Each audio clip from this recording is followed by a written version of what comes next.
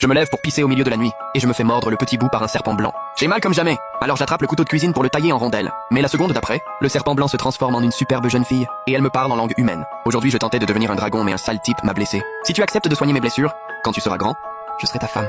En voyant son air si charmant et délicat, je perds la tête, et j'accepte sa demande. Je la glisse dans ma poche sans réfléchir, et je la ramène en cachette à la maison. Mais au petit matin, le chef du village débarque chez nous avec une bande de types, et demande à mon grand-père s'il a vu un serpent blanc. Il dit que ce serpent est un dragon raté, un dragon inversé qui va tuer tout le monde au village. Moi qui écoute planqué derrière la porte, je panique et je la fourre dans mon pantalon. À peine caché, que mon grand-père entre dans ma chambre avec les autres, pour me demander si j'ai vu un serpent. Mon cœur bat à 100 à l'heure. Parce que le serpent blanc est planqué dans mon entrejambe. Ses écailles froides et glissantes collées à ma peau, si mon grand-père découvre ça, il va me tuer sur place. Heureusement, après avoir fouillé, il ne trouve rien, et il repart avec tout le monde. Je m'adosse à la porte froide, les jambes molles comme des nouilles trempées, et je glisse le long du bois, jusqu'à m'effondrer par terre. La voix chevrotante, je parle tout bas comme un moustique, en direction du serpent dans mon froc. Ils sont partis. Source. À peine j'ai fini de parler, qu'un serpent tout blanc sort par mon ourlet. Ses écailles dans la lumière du matin qui traverse la fenêtre, brillent comme des perles. Ses prunelles verticales me fixent sans ciller. En un clin d'œil, un brouillard blanc se lève soudain, enveloppant ce corps fin de serpent. Quand le brouillard se dissipe, la même fille superbe d'hier soir se tient devant moi. Elle porte une robe blanche. Le tissu a l'air d'être de la soie fine, mais pas vraiment comme un truc d'ici. Avec une lueur douce et pâle, son visage est presque transparent de pâleur, et ses beaux yeux sont voilés d'une fatigue qui ne s'en va pas. Une fine trace de sang reste au coin de ses lèvres. Son dos droit d'habitude est légèrement courbé. Elle est clairement blessée. Elle s'appuie sur la table et tousse 2 fois, les sourcils froncés, en me regardant avec un peu de gêne dans les yeux. Merci pour tout à l'heure. Moi j'ai le cerveau en vrac. Je repense à ce qu'a dit le chef du village sur le dragon raté qui va tuer tout le monde, et à ce qu'elle m'a dit hier soir. Quand tu seras grand, je serai ta femme. Et je ressens encore cette froideur glissante contre ma peau. Mon visage devient brûlant, paniqué et perdu. Je lui lance. Tu es quoi exactement? Le chef dit que t'es un dragon inversé, que tu vas tuer tout le village. Dès que ces mots sortent, son air gêné disparaît. Ses yeux ambrés s'assombrissent, avec des émotions que je ne comprends pas, de la colère, de la tristesse, et une ombre profonde. Elle ne répond pas à ma question. Elle se tourne vers la fenêtre et regarde le village, avant de murmurer. Ils n'y comprennent rien. Ces 4 mots sont légers, mais ils tombent comme une pierre dans mon cœur, et me rendent encore plus paniqué. Je m'appelle Goudan. J'ai 13 ans. Je suis né au village de Swalong. Et j'y ai grandi. Notre village est blotti au fond des montagnes, entouré de pics. Derrière nous, c'est le mont Heilong. Les gens d'ici vivent depuis toujours des champs maigres dans la montagne. C'est pauvre! Mais on a toujours vécu tranquille. Mes parents sont partis travailler en ville quand j'étais petit. Ça fait des années. Je vis avec mon grand-père. C'est le vieux le plus respecté du village. Pas seulement parce qu'il est âgé, Mais parce qu'il connaît les mystères du yin et du yang. Quand il y a un mariage ou un enterrement, ou qu'on tombe sur un mauvais sort, tout le monde vient le voir. Depuis tout petit, mon grand-père m'a toujours répété, ne va jamais au mont Heilong. Ne touche pas aux serpents. Surtout les blancs. Il dit qu'il y a quelque chose d'enfermé là-haut, que le serpent blanc est un danger, et qu'il faut le tuer si on le croise. Sinon le village sera anéanti. Je pensais que c'était pour me faire peur. Mais ce matin, le chef est venu avec tous les hommes du village, et il a dit exactement la même chose. Un dragon a fui du mont Heilong.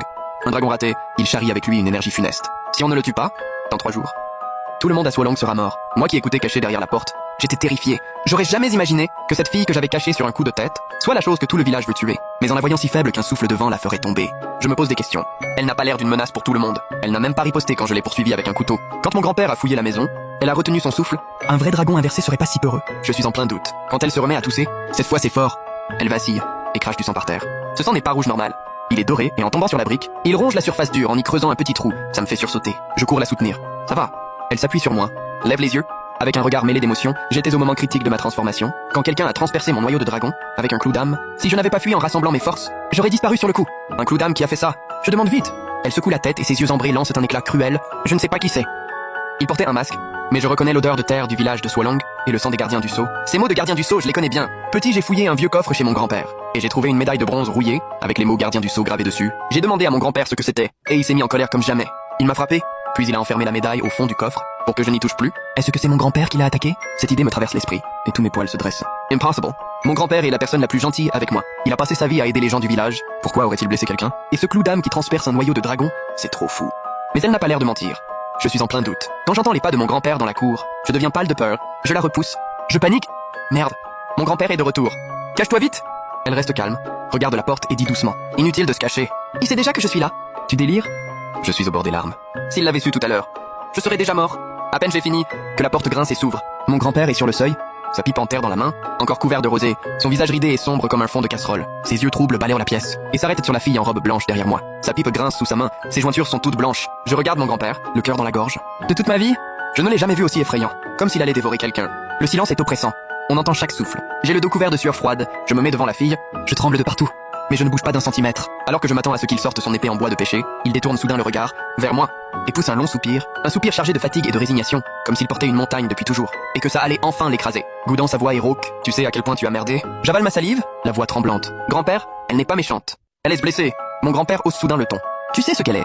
C'est un serpent spirituel qui veut devenir dragon. Le village de Swalong c'est quoi? C'est le cœur du sceau. Un dragon ne peut pas entrer ici comme ça. Dès qu'elle est entrée, le sceau s'est déréglé. La prison va se relâcher, et ce ne sera pas que soit longue mais tout autour à des kilomètres. Tout ce qui est vivant sera anéanti. Je suis figé. Je me retourne vers la fille derrière moi. Elle passe devant moi. Regarde mon grand-père sans une once de peur. Chen Shui, 12e gardien du sceau. Ne raconte pas de salades à ce gosse. Tu sais mieux que moi ce qui est enfermé ici. Je ne suis pas venu pour briser le sceau, mais pour le renforcer. Toi qui as gardé le sceau toute ta vie, tu n'as même pas vu qu'on a touché à ses bases sous ton nez. Le visage de mon grand-père change instantanément. Il la fixe. Quoi? Elle fait un pas en avant. La voix glaciale. J'étais dans la source du mont Heilong en train de me transformer quand un clou d'âme a transpercé mon noyau. Celui qui m'a frappé porte le sang des gardiens du sceau. La seule lignée de gardiens ici, c'est la vôtre, les Chen. Alors dis-moi, qui d'autre que toi peut avoir ce sang? Mon grand-père vacille, sa pipe tombe par terre avec un bruit sourd. Il regarde la fille et son visage passe par toutes les couleurs, sans dire un mot. Au bout d'un long moment, il murmure. Impossible. La lignée des Chen se transmet en unique héritier, un seul homme par génération. Mon père n'a eu que moi? Moi j'ai eu son père et son père n'a eu que lui. En dehors de nous trois, personne d'autre n'a le sang des Chen. Et son père, alors 276 0006 02 660 0006 03500, demande soudain la fille. Cette question fait changer le visage de mon grand-père. Comme si on avait touché son point faible. Il frappe la table. Ne parle pas de ce fils indigne. Mon cœur fait un bond.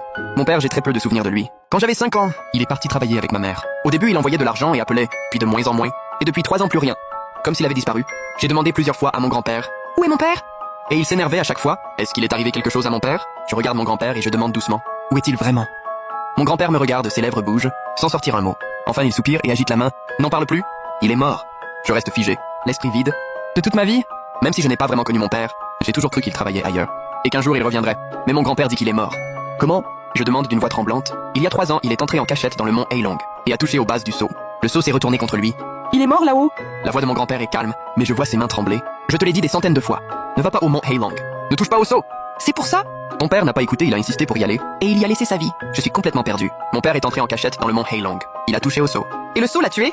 Alors est-ce que c'est mon père qui a blessé la fille? Mais mon grand-père dit qu'il est mort. S'il n'était pas mort, cette idée traverse mon esprit, et tous mes poils se dressent. Et là,